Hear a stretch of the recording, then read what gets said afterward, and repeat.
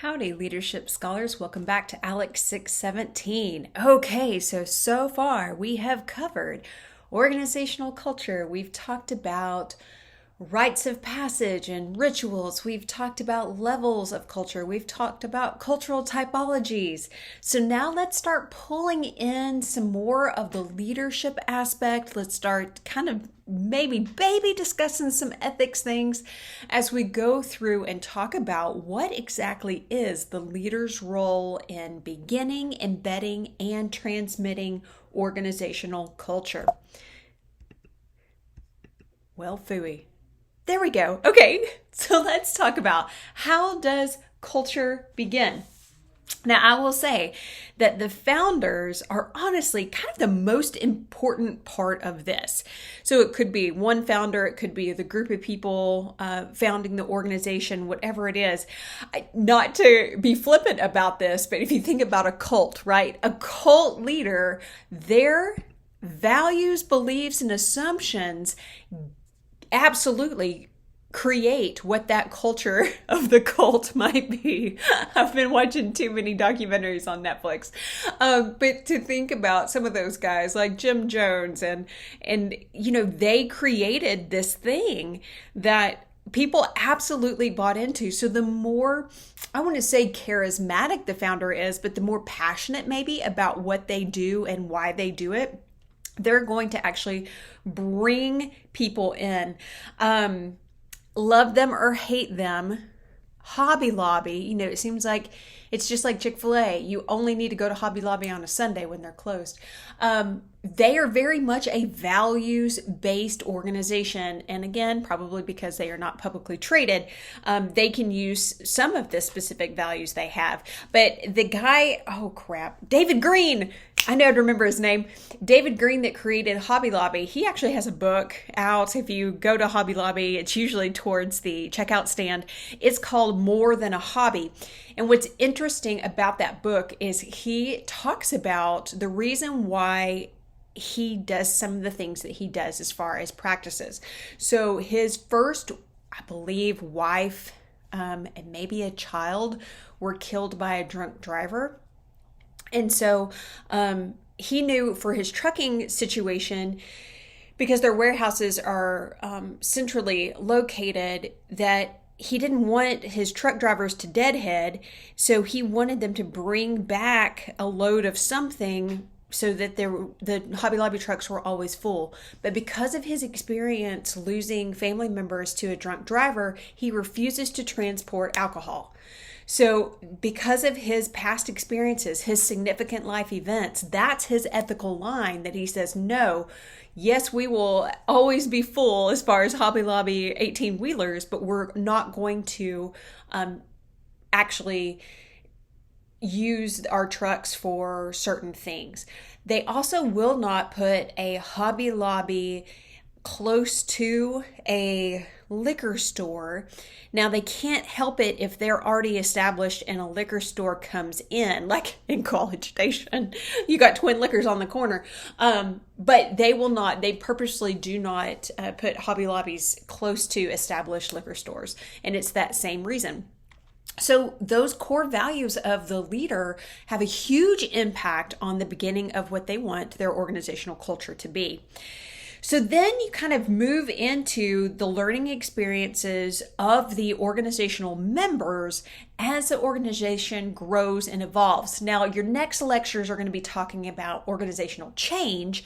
And that's when you have some evolution, whether there is a forced outside change or if it's just because the place gets bigger or you have more diverse people coming in order to work and maybe your clientele changes. There's lots of things that can go into that change, but it does start to move and change. Going to Starbucks, so Howard Schultz, one of the originators of Starbucks, the reason why everyone had health insurance, whether you worked 20 hours or 40 hours, was because his dad was actually injured. He was a milkman, of all things, and was injured on the job and couldn't work. And then was really trying to it was really hard to try to find a full-time job with his disabilities. So he did not have health insurance. And Howard Schultz never wanted anyone that worked for him to be in that same position because he saw how detrimental it was. So that's why he created that policy. Well, since then, the early 80s when Starbucks started, it's changed, it's moved, it's morphed.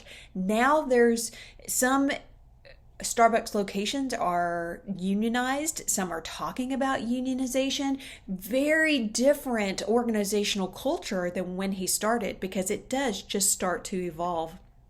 And then sometimes new beliefs, values, assumptions are brought in by new members and leaders. If there is a change in leadership, they bring their own beliefs, their own values, their own assumptions in, and that might be different than the founder's values. I read a great book from the perspective of one of the housekeepers at the White House. And she talked about how every regime. We're in America, maybe not a regime. Every president that came in had a very different way they wanted some things done. And if you just think about the personalities of our recent presidents, that would make complete sense. But there were some that wanted the beds made a certain way. There were some that they wanted some areas open and clean for their family all the time, and then they wanted some areas that were only just for, let's say, the president and his wife. And so she had to learn about, every time there was a presidential change, she had to learn their beliefs, values, and assumptions. And the whole White House staff had to change their modus operandi based on that. I think that's kind of cool. So organizations can redevelop a new culture. They can begin a new culture even 100 years into the organization if there is a significant change in leadership, which I think is kind of neat, right?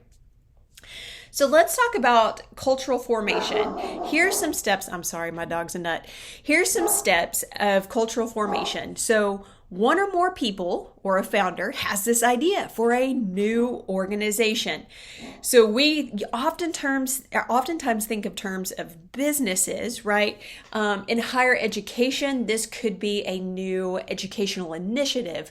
It could be a new student org if you're still on the student side, or it could be a faculty development program. Whatever this looks like, people have an idea and they want to get it started. So they create a core group that shares the common goals and the common values. How they hire is based on those things. I have a former student who developed a real estate agency here in town, and he started with a partner, and they had a vision, and their vision is how they created their name, what they wanted to do, how they wanted to sell, what properties they wanted to sell. And they used that vision and mission to bring on specific realtors, but also their support staff, their social media person, the person they hired to do, pictures of the homes. And they really wanted a more technologically advanced, but also a more ecologically advanced practice as well when it came to real estate. It's very interesting how they set it up. And so they hired people not necessarily based on their credentials or their experience, but did they fit in the team? They could train that person a lot of times on how they wanted things done, but they had to have that team idea. So then the founding organization, or that one person, two people group of 4 or 5 people, they start working to create this organization and help it grow. And so then we get cultural norms, right? We get rituals, we get rites of passage. At this point too, they're also figuring out what cultural typology do we want. Now, most people aren't going to be like, I want a Quinn and McGrath clam culture, right? They don't want to be like, well, I'm more of a Handy's guy. That's probably not what's going to happen, but they know how they want the organization to run, how to feel. Is it going to be a bureaucracy and be a pyramid? Is it going to be more flat? So those are more the terms that normal people, not people like us that study it, normal people think about when they're creating an organization. But we know we can actually type that type of organization. Now, what's interesting is that when they are not only developing culture, but maybe they're in the middle of a change and they want to try something new, it can only become part of the culture if it works, if it makes sense, and if it helps reduce the daily stress of the members. I love the clip and I wanted to put it in here, but if you put anything from The Office on YouTube, NBC automatically shuts you down. So if you're a fan of The Office, Andy Bernard, who is not my favorite character by far, but when he takes over The Office from Steve Carell's character Michael, he implements a new, what he calls a tradition, we would call a ritual. And every day at 5 o'clock, he would play Closing Time. If you remember that song from the 2000s, Closing Time. Okay, and it's great because he flicks the lights. He says, I don't know, you don't have to go home, but you can't stay here, that type thing. And he wants everyone to start singing Closing Times, so they leave. And he actually says, we do this so that your brain knows it's time to go home. So you have closure on the day. And people are annoyed, they're on the phone, they're trying to get some things done. And he's still singing away. But then Stanley, who is the office curmudgeon, he comes out singing Closing Time. And then they shoot him in a confessional and he says, I've never heard that song before. I don't like that song. But now it's my favorite song because it means I get to go home, right? So Andy really tried to embed this new thing into the culture, and not everyone accepted it because it didn't make sense for most people. It was just weird and awkward. But for some people, it really stuck. Stanley was the only one. So that's kind of a funny example. Another example of this that I have real quick is I had a friend that worked for a chiropractor, and it was when they had I don't know if you remember again, this is actually from The Office too, which is so funny, the exercise ball trend. So instead of an office chair, this is before standing desks and walking pads and all that, but to be more healthy and to work on your core, you would sit on an exercise ball as you were doing your office work. And so this chiropractor told my friend, all right, we're going to do this, and I'm going to take your chair away and give you an exercise ball. She fell off that ball so many times, right? She's like, I hate this. And I said, well, did you say something to the boss? And she was like, well, no, because Dr. Charlotte said it was such a good idea and it would help me with my core muscles. And I'm like, yes, but it's not reducing your anxiety. It should not stick. This should not be part of the organizational culture, right? So leaders really, if they're trying to introduce some kind of a new cultural thing, they really have to pay attention and be like, is this worth it? Now, when we think about that new culture, why do we care, right? What is this? Why do leaders really need to pay attention to it? Well, one, it's going to preemptively answer questions about how do we work, right? What are our operating procedures? What are our policies? It helps create policy. It helps create ethical policy. So your ethics come from your values. That's going to leak into how do we want it set up? So what cultural typology do we want? Here's the thing. If the culture is wrong, your organization is going to fail. It's just not going to work. I was a faculty advisor for a student organization on campus. And it was one that it started off as a freshman leadership organization. Then they changed it into something else. And so they were looking for a new person, faculty advisor. And I said, okay, guys, this is my advising philosophy as I'm here to support you. I'm not here to do the things. So if you want this to run, you let me know how I can help you, but this is your organization. Well, we had a go-getter, right? Man, her name was Riley. Woo! She had all these meetings. She had all these things. She had a social media presence. She was recruiting. She was doing really, really well. Well, the problem was Riley was a type A type leader, and she was very dominant, and she did not like to delegate, and she did not like to share any of the not only power, but glory. And when Riley graduated, no one was there to take the mantle. Right? She set up the wrong culture. She didn't have a team to help her. It was her. And so that culture was wrong, and that organization doesn't exist anymore because it just went poof, because no one had the drive to take it over, because no one wanted to be in that culture that Riley had created. So it could be really detrimental. If the culture is correct, then it actually goes back to the values, the mission, the vision. That organizational culture works in tandem with those things. So let's talk about, real quickly, how do leaders embed and transmit the culture? You're like, oh my gosh, that's a whole lot of writing. We're going to break these down, but I wanted to let you know primary, all these ones under primary that we're going to talk about, that is absolutely leader based. The leader is the steam driving the train on that. Now, secondary, the leaders may have a hand in it, but it's not the direct influence of the leader. It could be their underlings, their minions, their followers, the vice presidents, the whatever that next level is. But it's usually more of a collective culture type situation. So the leader has a hand in that because they are leading the people, but it's not directly the leader. So that's the difference between primary and secondary. So we're going to start primary. So the first one on primary is what leaders pay attention to. That helps embed the culture, which makes completely sense. That completely makes sense. Oh, goodness. All right. Looking at what do they measure? What do they control? What do they reward? What are the other things they deal with in a systematic manner? So this can even be casual remarks, questions, things that are consistently geared to a certain area, right? Where is the leader's head looking? All of those things help embed, perpetuate that culture of, oh, if the leader thinks that it's important, then we should focus on that. People spend a whole lot of time trying to figure that out.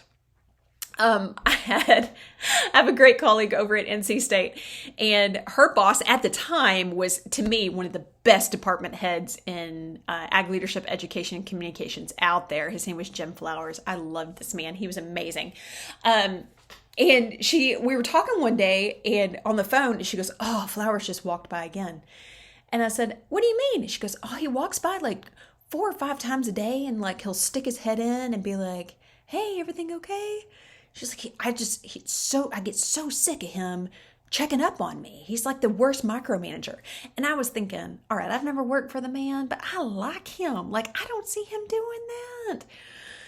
So a few months later, we were at a conference, and I was talking to him, and I said, "Do you always go in and check on Jackie so much?" I'm like, every time I'm on the phone with her, it's like you're poking your head in. And you're like, I'm kind of giving him a hard time about it. And he goes, "No, not at all." And I said, "Oh?" And he goes, "Yeah, her office is the last one before the bathroom. And every time I go to the bathroom, I feel like I have to say something because it's awkward if I don't."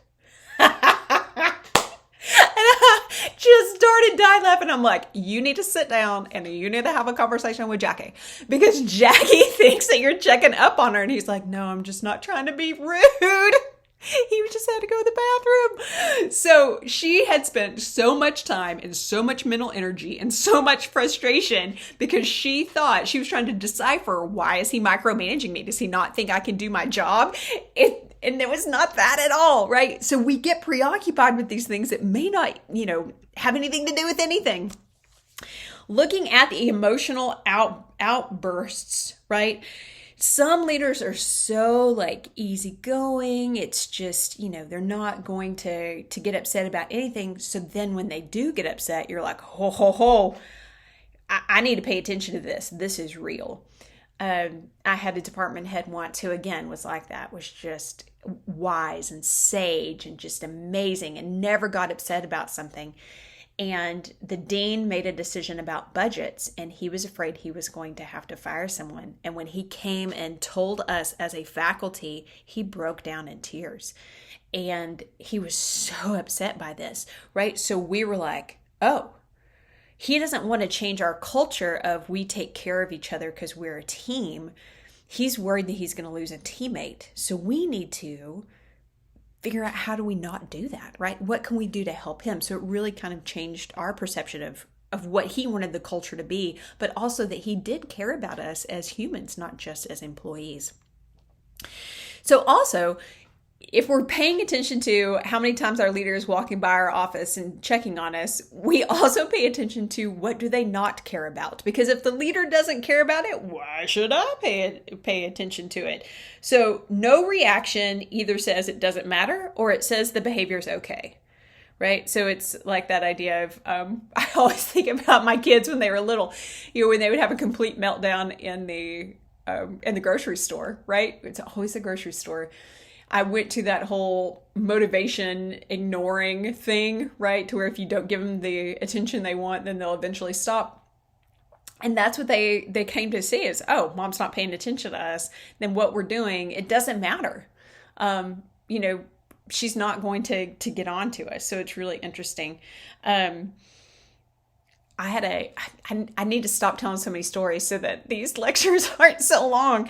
When I worked at Georgia, I had an amazing administrative assistant. Her name is Christy.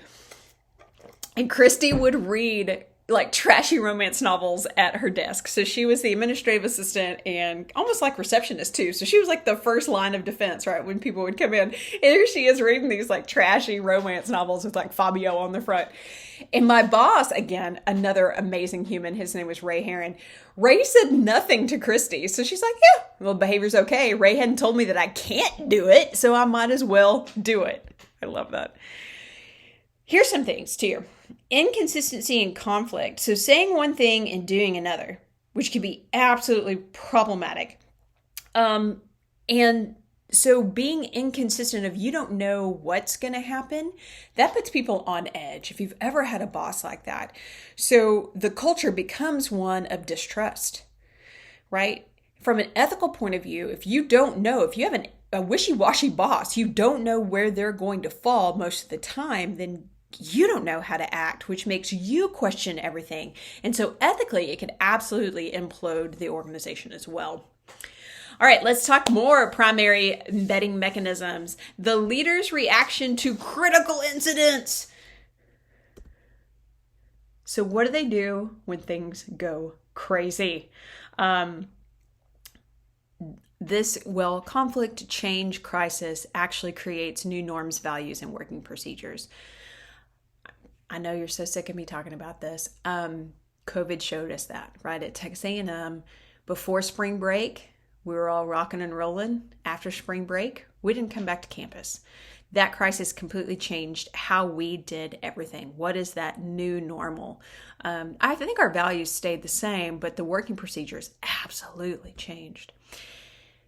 How the leader reacts to crisis reveals those underlying assumptions. So if you think back to our pyramid on those levels of culture, the artifacts may or may not stay the same with crisis. Those espoused values you would hope don't change too much if they don't have to. But those underlying assumptions, you're like, oh, I had made the assumption that this was going on, but this crisis has shown either that wasn't the truth or it was the truth. And that's bad news bears. There's a heightened emotional involvement. Crisis brings out sometimes the best in us and sometimes the worst of us, right? So this emotional involvement absolutely can embed new organizational culture, sometimes good things and sometimes bad things. And crisis is also partly a matter of perception. Have you ever told someone, being unprepared on your part is not a crisis on my part? Maybe that's just the professor having to say that to students. They think that what they're going through is an absolute crisis, and you're like, this is nothing. Wait until you are an adult. And that's fine. But a leader has to realize that everyone's mountain is different, but we all see it as a mountain. And if someone is going through crisis, it could be very justified. It could warrant some different things, but it's how have you set up that organizational culture to handle that crisis? So does everybody go into panic mode? Do you have a different way to deal with it, right? And it's how that culture is embedded that really makes the difference. This is a big one. This is a huge one. How do leaders embed organizational culture? You follow the money. If you've ever watched Dateline, you know, always follow the money. Looking at the budget, who gets what when? Does this subculture have more money than that subculture? So that's going to tell you where are the priorities of the leader, where are the priorities of the organization. So looking at that, people will sometimes do what they need to do to impress the powers that be that control the purse strings. And so what that means is, from an ethics point of view, sometimes it becomes more Machiavellian, where the end justifies the means, because you are trying to do what you need to do in order to stay in this group in order to get the money that you need to support your program. I will say I will do this because I know that the leader wants it. Whether I actually do it or not may be something else, right? So it's very important. Who's getting raises? Holy buckets. You want to talk about creating a culture of animosity and competition, is you actually pit your people against each other. When we talk about sales organizations where it's all commissions based, you know you're not going into that organization for a familial clan-like experience, right? No, you are going in to make some cash, and it's very individualistic. And so that is something to really think about, is if as a leader, am I pitting my people against each other, but saying that I want to have more of a team and clan-like atmosphere? Well, if that's what you really want, if that's what you want your culture to be, then you have to reward differently. All right, deliberate role modeling, teaching, and coaching. So this is looking at mentoring, right? Do you have a mentoring formalized or informal type of a organizational culture? Are you engaging with people, not like setting them up? Looking at this first bullet, my mom was an elementary school teacher, and I just remember the days that the principal were going to come in and do observations, right? And those were the days that she wore a better outfit. I would tease her and be like, "Oh, you're not wearing your jumper and kids today, Mom. It must be observation time." But she would put on, as she would say, a horse and pony show, right? Because you would have a guest, you'd have the principal in, he was going to do the evaluation. And that's a stage setting. Versus when a leader is observing you informally. So it's through conversations, it's through secondary or tertiary type of information. Because if it's all show all the time, you're not going to get the real person. How does a leader handle mistakes? You know, there's that great story. I don't even know if it's true or not at Microsoft. You know, sometimes the lore is better than the truth. About the accountant that made the mistake in accounting, and it cost the organization $10,000 because of a wrong place decimal point. And so he got called in by the boss knowing that he would be fired. And so he sat down, he said, "Sir, I'm so sorry. It was a terrible mistake. And I've learned my lesson, but I've also packed my desk because I understand I lost the company $10,000. And the boss says, "Why would I fire you? You just learned a $10,000 lesson and you're never going to make that same mistake again." How that boss handled mistakes completely changed how that organization ran. People were not afraid to take risks or think outside the proverbial box or try something new, right? And they also knew that if they were human and they screwed up, they wouldn't be immediately fired. So looking at how does that leader handle mistakes sets up the rest of the culture. How are leaders developed within the organization? Are they systematically developed? Of all places, and I know you're going to think I'm crazy, one of my favorite examples of this is Halliburton. I do some external consulting with them, and they call it BLD, so Building Leaders, and they have a level 1, level 2, and level 3 program. So by the time I actually work with level 3, by the time they get to me in level 3, they have completed leadership and managerial type of trainings in 1 and 2, but they were I guess, handpicked really into the program in one by their supervisors. And two is kind of the same way, but to get to three, you have to really have shown promise in the first level and the second level. And then you get to come to the third level. And then there's a fourth level, which is the leadership executive program, which is very, very cool too. And so that they really take the time and effort to develop their people. A&M has programs as well. Our college has one. And it's, people can nominate you or you can self-nominate to go through these leadership development programs. So it's really intriguing. Not only how are they developed, but are they kept? Or do these people, get the credentials and fly the coop?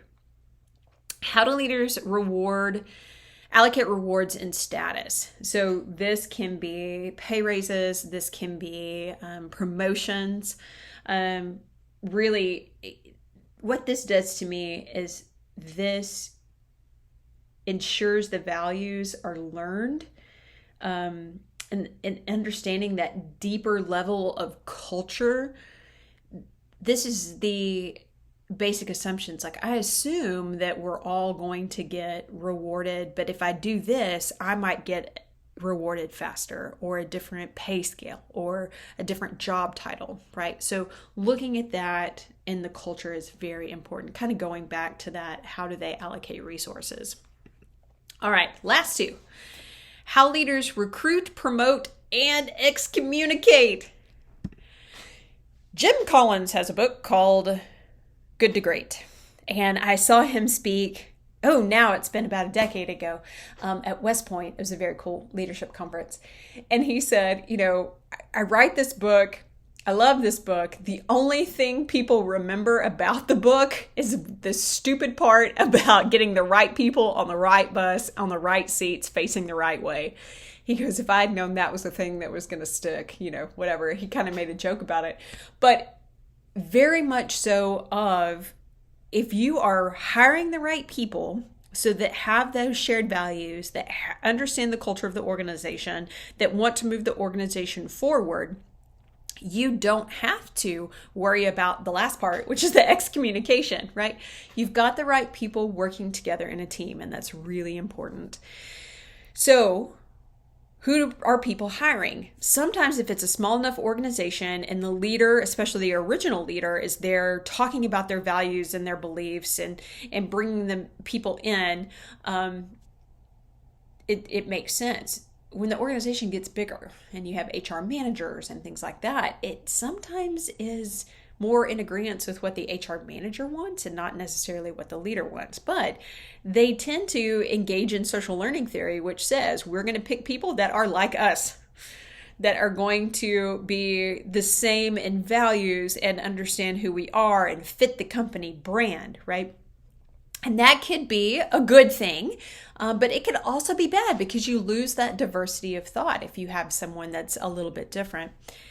Looking at promotion, so again, tying in the resource allocation, how are people promoted? Is it a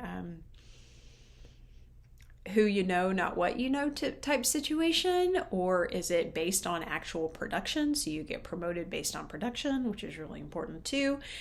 And then all of those things can be combined with socialization tactics to excommunicate people. So there's a really cool article in the my other graduate class that I teach on leading teams. We read it for that one, and it's talking about, does one bad apple spoil the bunch? And it was a really great study they did, I think at Harvard. And what they found is, and we know this, right? Yes, absolutely. A bad apple can spoil the bunch. It can change the organization's culture. So what do you do with those people that are, problem children? And one of the things that they do is they say you can ice them out. So excommunicating somebody is just pushing them to the point where they don't even want to be part of the organization anymore. I have a friend that does that adult kickball league. I think it's hilarious. I'm like, dude, you're in your mid-50s. You do not need to be playing kickball. You're going to throw a hip out. But he said that they they have their team, but then sometimes people get added to their team.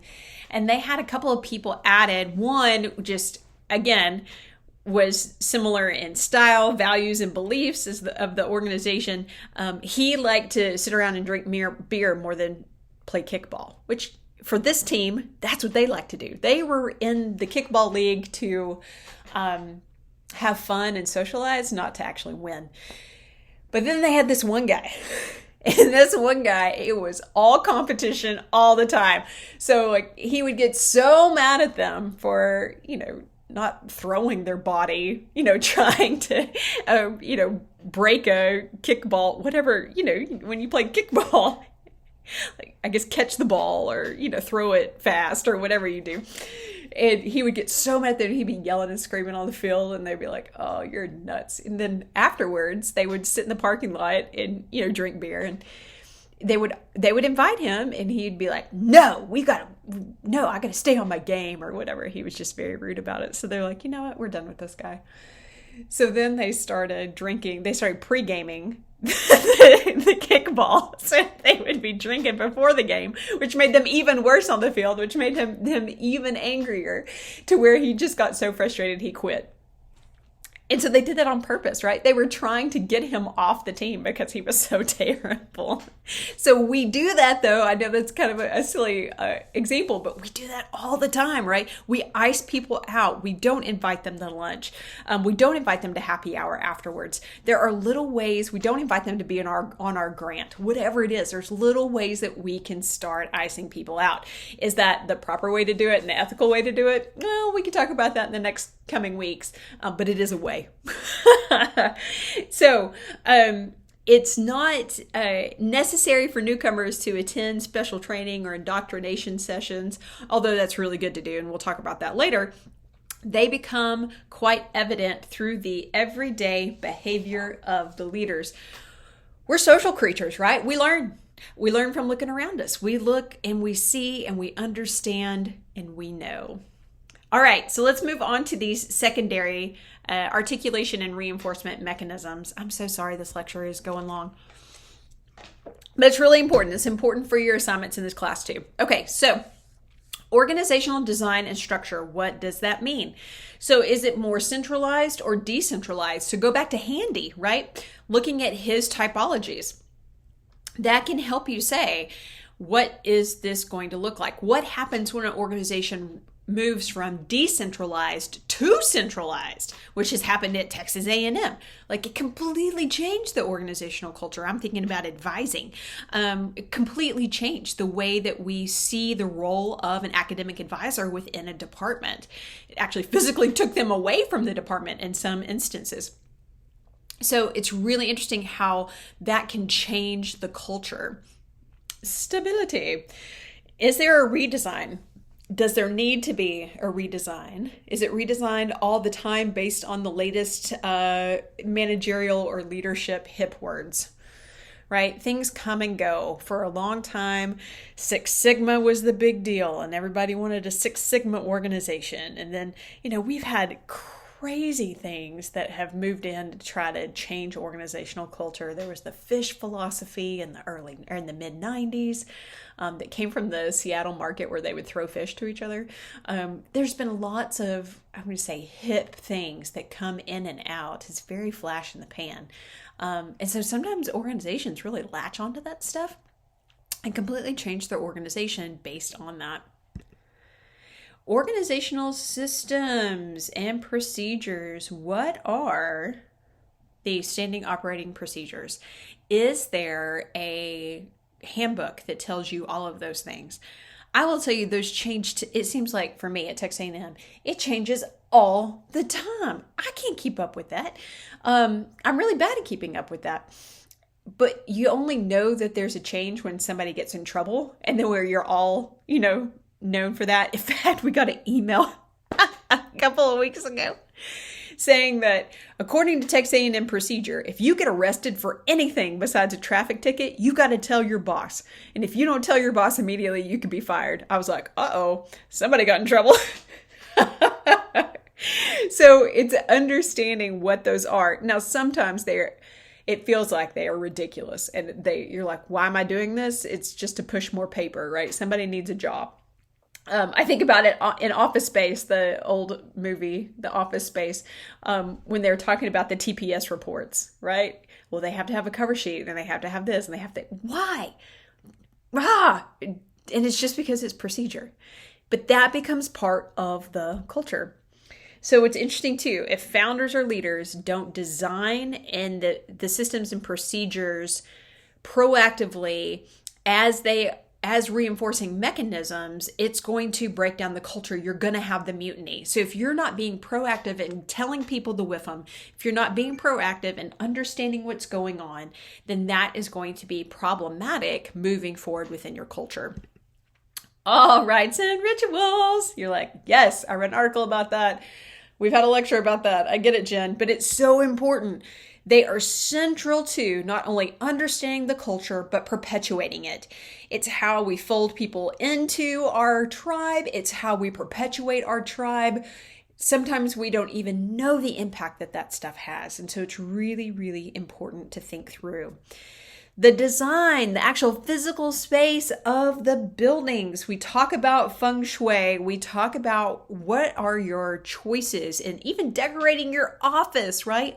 Those visible features of the organization that other people encounter. It's the artifacts, y'all. It makes such a big difference. We in our building, when we moved into AGLS, we just had a whole bunch of random pictures up along the wall. And I think it was just things that people had like in their garage that they donated to put up. And I remember across from my office, when I moved offices, there was the saddest picture of a Native American. And it was just, it wasn't a portrait, it was a pen and ink drawing. But it was this, I mean, I don't know if this person was on the Trail of Tears. I don't know. But every time I saw it, I was like, oh, that just makes me sad, right? So eventually, I had a picture from home and I was like, you know what? I'm going to change that picture. So I took it to one of our administrative assistants at the time. I'm like, man, I don't even know who this belongs to, but I am tired of looking at the sad Native American every time I have to make copies. So I'm going to put up a picture of, I think actually it's a picture of Dr. Joe. I'm going to put up this picture of Joe. And they were like, sure, sounds great, right? But I wanted that to be the first thing that students would encounter. It would be Dr. Joe hanging out at the, it's not at the chicken, it's at Chicken Oil, right? Because that's very much the tempo. This idea, Toyota was really one of the kind of forefront of organizational culture and physical spaces, and they called it Ubaya. And so that was the term for open-aired office. So before an open-aired office was a thing, Toyota was doing it, and that's actually I believe it's the Japanese word for open-air office. And it was that idea that a lot of companies started using, and then some people loved that space and some people could not function in that space. And so the ones that could not function, they put up cubicles, right? But cubicles tell us a lot. All of those things, the smells, as silly as that sounds, can you burn candles? Can you put in plugins? Whatever that is, that brings that sense of culture. And then what do the leaders deem as acceptable or unacceptable when it comes to that? And it becomes that visible manifestation of the organization. When you walk down the hallways, are doors open or shut? Boy, that tells you a lot about the culture, doesn't it? So it's just things like that. More secondary stories. As you can tell, I love stories. So stories are hugely impactful on how we perpetuate culture. Because as humans, we learn by storytelling. There's whole research agendas based on storytelling. And I think that's really interesting because organizational history is embedded in those stories and it's passed on from work generation to work generation. Herb Kelleher with Southwest Airlines. There's so many Herb Kelleher stories that are still told to this day. I've got a couple of former students that work for Southwest, and Kaylee tells me all the time, she's like, they're still telling Herb Kelleher stories, Jen. And I think that's really great because again, we learn by stories. There's a reason why Jesus told parables, right? There's a reason why you can remember the crappiest movie you've ever seen. It's because it has a storyline. It may be a bad storyline, but it's a storyline nonetheless. It's how our brains work. So these can come in lots of ways. From an ethics point of view, I will say you've got to have good and bad. I laughingly refer to this as the facts of ethical leadership, if you remember the facts of life, which I know probably half of you don't. But the theme song to that was, you take the good, you take the bad, you take them both in there, you have the facts of life. Okay, you've got to have stories that are positive. You've got to have stories that maybe are warnings instead of just feel-good stories. And when you tell that, it's going to help reinforce. Oh, I remember the story when that guy who made the mistake didn't get fired, right? Those are the stories that need to be perpetuated. Formal statements of organizational philosophy. The what? Espoused beliefs. You got it. That second level of the organizational culture. You've got to tell that story. You have to do it formally. It's going to explicitly state what the values are or assumptions are. Mary Kay is good with this. They are very clear and very public with what they believe in. So when you're taking a look at that, Panda Express, I know you're laughing at me right now. If you, in College Station, if you look by the drink machine, their values are very publicly hung right there. Last time I was at St. Joe's, which has been a hot minute, one of the hospitals in Bryan, they had their values in the elevator, where people could see them all the time, whether it was patients or nurses or doctors or staff members. They were there as a reminder. So you've got to have it up. You've got to have it present. You've got to have it clear. Also, your vision and mission statements. So many times organizations hide those. A lot of times they have to have them, just like their ethical code. If they are traded on the Fortune 500, they have to have their ethical policy somewhere public. Most of the time it's hidden. Heck, even if you try to find Texas A&M's vision and mission, it's really hard. You've got to dig through a couple of websites to find it. And that's the way. It shouldn't be that way. Everyone should know the mission and vision, because that helps perpetuate the WIFM. It helps perpetuate that culture. Whew! We made it. You guys are doing awesome. Keep clicking, keep reading, keep listening, keep applying this to your daily jobs, to your organizations, to the world around you. Talk to people, ask them about their experiences, see what kind of embedding mechanisms that their leaders have tried, or the organization that set those secondary embedding mechanisms. It really will help you, I think, internalize this and be able to apply it yourself a little bit easier. Thanks for being awesome. Talk to you later.